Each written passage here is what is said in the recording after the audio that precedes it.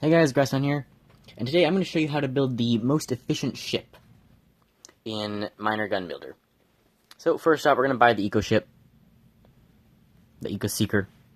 I may have to pause it and actually get some more money now and then, but basically, this is not the most efficient way. You might think there's not much of a better way to incorporate that space, but there is. Making it curved like this. So, to build the Eco Seeker, first, we're going to look at what is the maximum possible stuff we can actually get out of this ship. Well, we can get 1, 2, 3. So I've actually done calculations already, and I know of a couple spots we immediately have to cross off that we will not get use out of, other than multiplying or turning. So we'll never get use out of this, because these ones are corners, they can't have something straight going through it. So these ones can only be used for turning. And these ones here, this one, and I believe, like, these three, at least, need to be used for multiplying, and probably this one. So at least 5 need to be used for multiplying, and these corner ones will never get us any straight things. So those are immediate ones we can discount. So the most possible would be 4, 5, 6, 7, 8, 9, 10, 11, 12, and then possibly 13, 14, 15, 16. So how can we actually get the most use out of the 16 possible? And this is not including the adds damage from the last time crossed, because this thing could theoretically be used to create an infinite loop. I don't actually know if this works. I don't have enough money to afford it.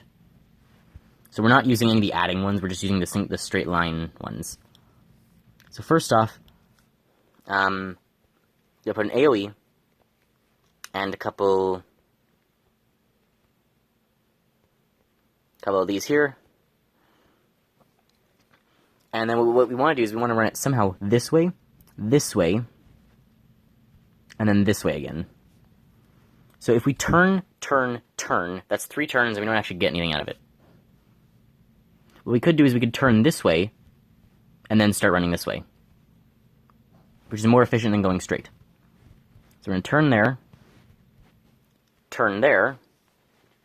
turn there again, and now we have more to go straight.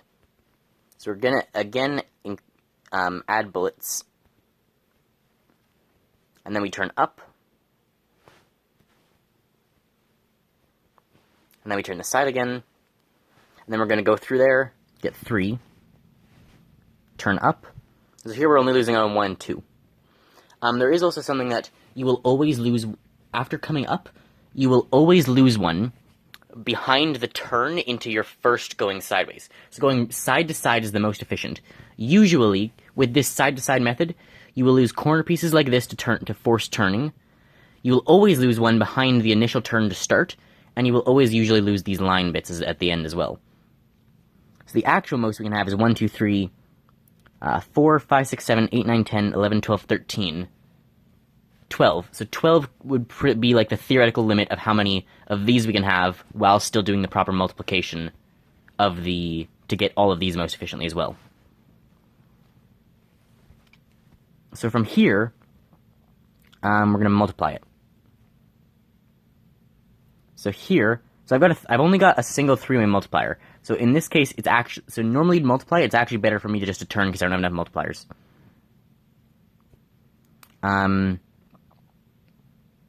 The place where I actually want the multipliers is going to be... Normally you'd want them in these 5. Or in this case, instead of here, here. You'd want it here, you want one there, and then these ones. But it's going to be slightly different because I am missing pieces. I don't have enough. So we will come back to filling it in.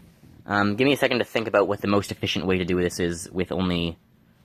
I have a couple of 2-way splits as well. So I have to figure out what the most efficient way with just 2 2s and 2 3s is to split this. Okay, I think with my materials, this is the most effective I can make it. I've got 3 from the top one, and there are 2 there, and a third one that's going to come down here once I get enough for another turn. And I think that's the most effective I can make it. Optimally, you put another 3 thing here, a 3 thing here instead of a 2. And you could also have it sort of feed back. So for here example, if I put a 3 here, I could have an increased damage one here, so it starts increasing the damage.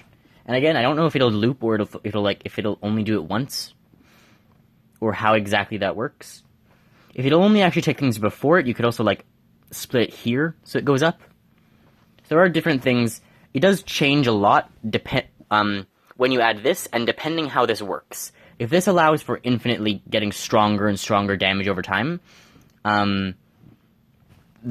using some sort of loop is going to be much better.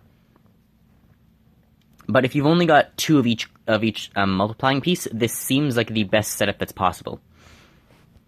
For here, it's going to cost 13 million for one of those, so I can't do that. I should get one of these, so they all go up after some point, because I've only actually I only have 2 going up, or I'll have 3 going up. A lot of the other ones go out. So this is probably good. Once you have enough splitters, so they're pretty much like, if you had like, I think it would take, because optimally you'd have one here, here, here, and here, and here. And then you just have it from here run down around. And then you'd have it like turn up like normal here. So you would need 5 3-way splitters at best to make this most efficient, and then you'd have a whole bunch going up and you probably wouldn't need this piece, but we are going to use it because I just don't have enough of those 3 splitters. And I will actually talk about like the mechanics of how you can figure out the best way, or how like I calculated the best way.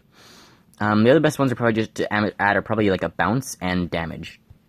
So bouncing and then damage.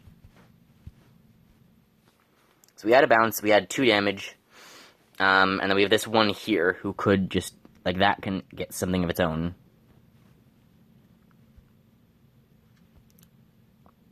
I don't know if it really matters. Adds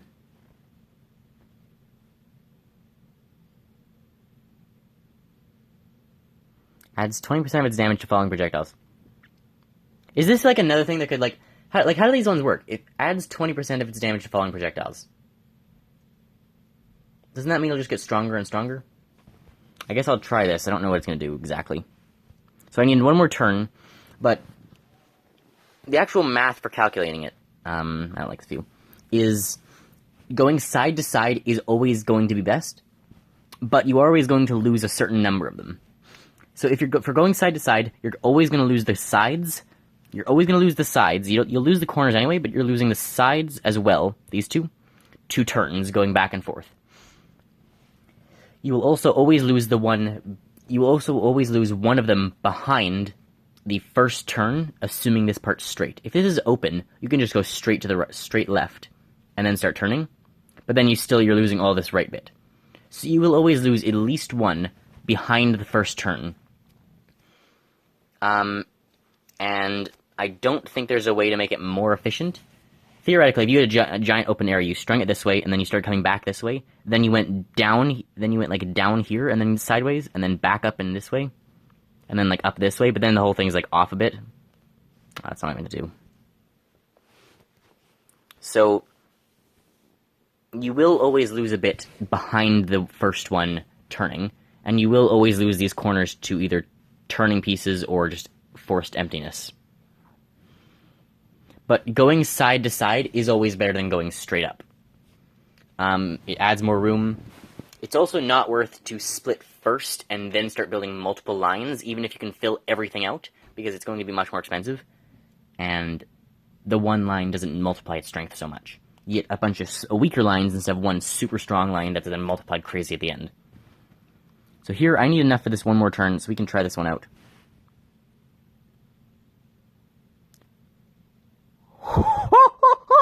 I did not expect it to be that strong. I knew it would be strong. I did not expect it to be that strong. That's crazy. So let's look at... So that was, like, super fast. Let's look at what's happening here. So first off, the actual raw ship stats compared to the one I was using before. So before, Prototype's pretty much what you're going to be using before Eco-Seeker, and then there's not much actually better than Eco-Seeker throughout the game, just because the Eco-Seeker has, like, one of the highest fire rates. Other than... It's got fire rates slightly lower than Prototype, and that's the only difference. So it has slightly more space, which won't actually make that much of a difference. It does make a bit of a difference, The main thing is instead of 3 firing ports, it's got 5 firing ports, 4 of which can be accessed in 2 ways. So you can multiply the bullets much more efficiently. Here there's only one multiplication thing, or it's 2 actually, because of the way I did it. 2 of them are just wasted. But you only need 1, and then it just splits off 3 ways. But here, you can use 5. If you just 5 is enough, and then if you add a 6th one, you're able to get everything more efficiently in the line, or in the side to side. So it has slightly lower fire rate, but still a really high fire rate. Projectile speed is also slightly lower, but space is higher. And again, it is the ports that mainly make the difference of the Eco-Seeker. So now for actual differences. I'm in the wrong ship. So I think I can also buy. I'm gonna buy this. Oh no, it's a million cost for that. Geez, the turns are getting to cost $1 million. So we're getting the AOE first off. We're getting 4 extra bullets. It adds a projectile. It doesn't actually it's not multiplying by 2. That's what I thought it did initially. It's just adding 1. So we're getting 1 projectile plus 4 is 5 projectiles. I'm going to switch these. I don't know if this affects it. I don't know if this affects it actually. I should maybe test this or something at some point. Maybe someone else has. I don't know if having the AoE after is worse.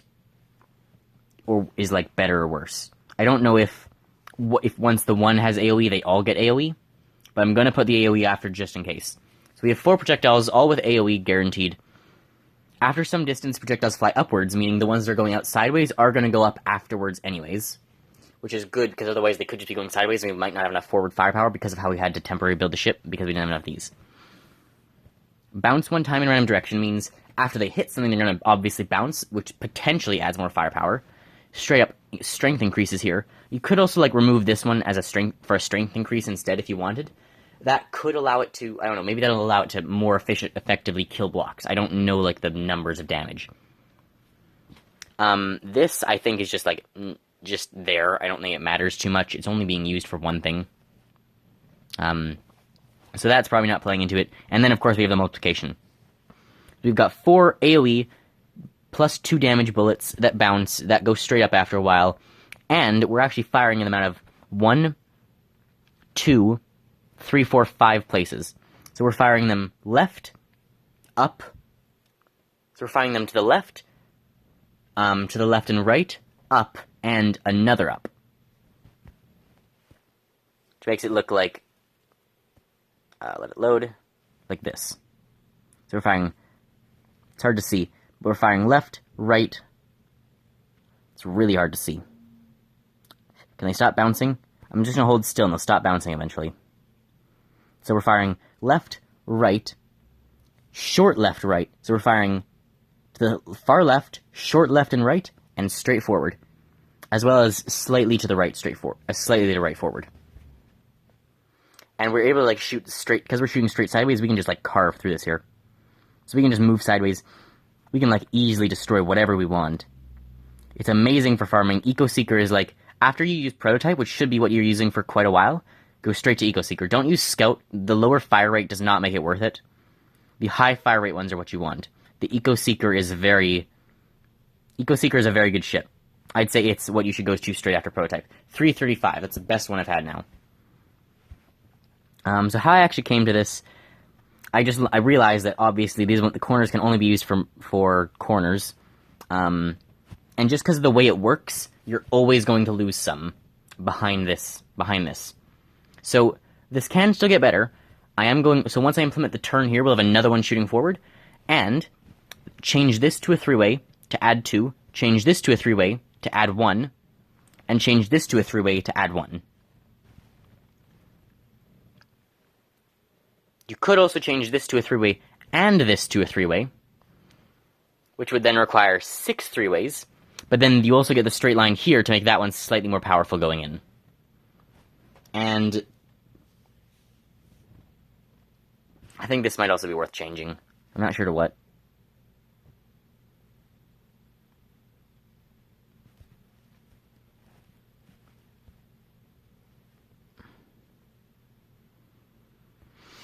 I don't know, I'll give it do I give it small spread? I guess I'll just give it damage. I usually move left anyway, so it's worth it. So going side to side is the most efficient. I believe some sort of this with more three-ways is the best way to set up the specific ship, the Eco-Seeker. Three-way here, three-way here, three-way here, and three-way here.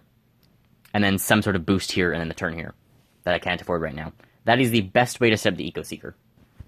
And it actually follows similar logic for most other ships. Going up to, like,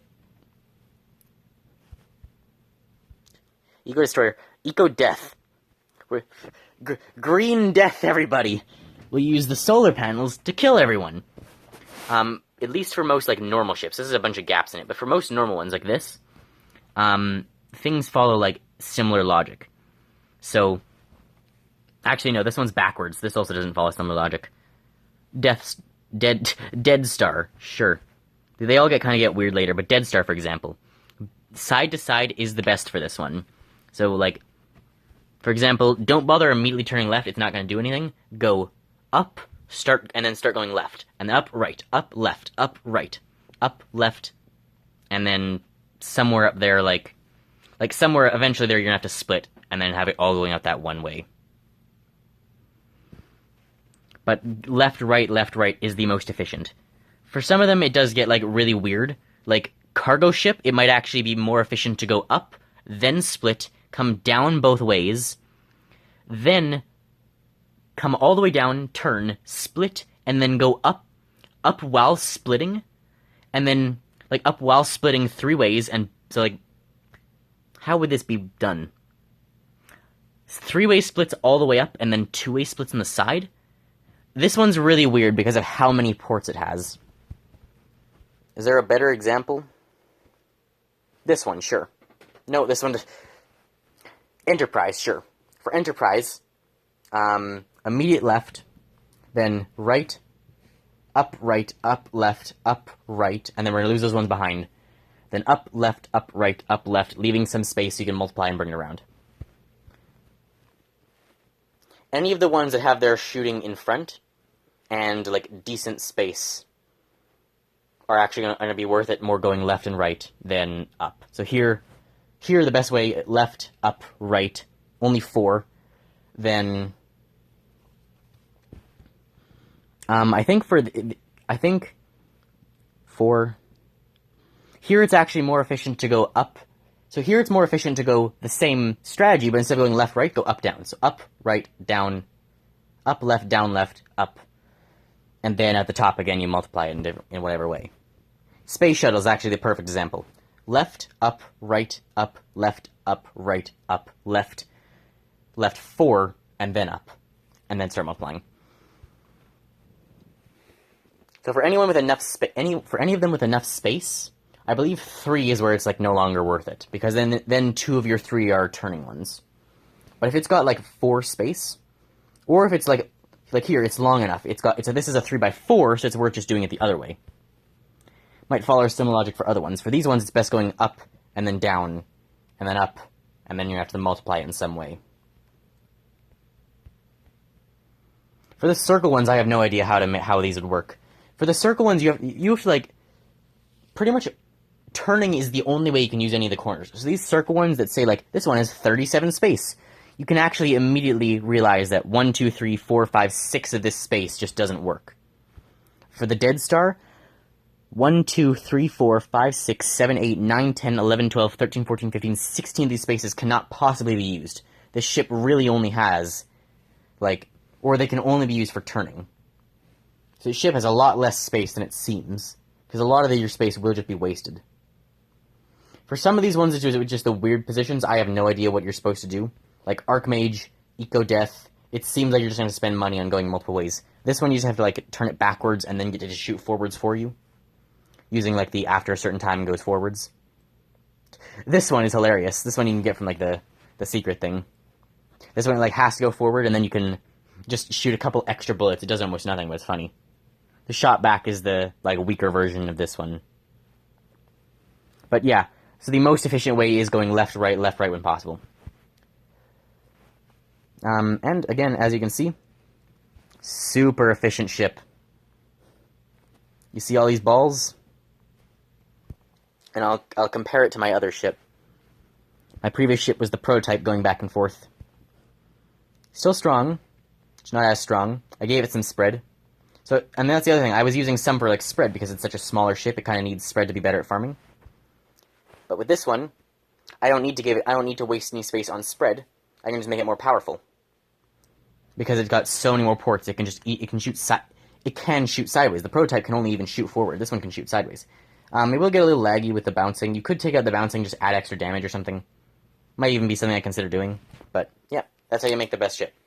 So I hope you guys enjoyed. Remember, if you like my content, feel free to like and subscribe. If you have any questions, let me know in the comments. I'll probably go through some of the other ships. Maybe I'll make specific guides for them at some point. But I hope you enjoy, and I'll see you next time. Bye, guys.